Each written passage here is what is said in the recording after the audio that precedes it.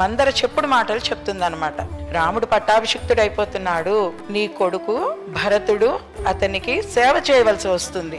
రాముడు పట్టాభిషేకం అయితే కౌసల్య రాజమాత అవుతుంది, నువ్వు కౌసల్యకి సేవలు చేయాలి, నువ్వు అది చూసుకొని దాన్ని నివారించాలి అంటుంది. అయితే ముందు రామునికి పట్టాభిషేకం అని చెప్పగానే కైకేయి చాలా ఆనందపడుతుంది.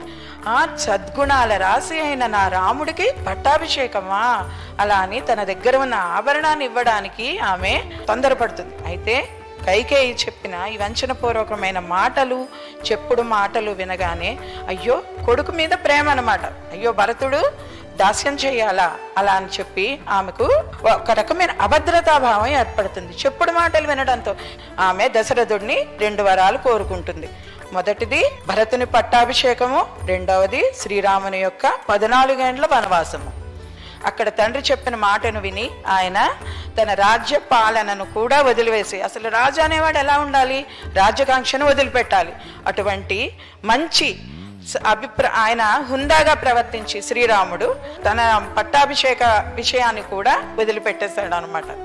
అక్కడ రాముని యొక్క ధర్మం, కర్తవ్యనిష్ట మనకు తెలుస్తోంది.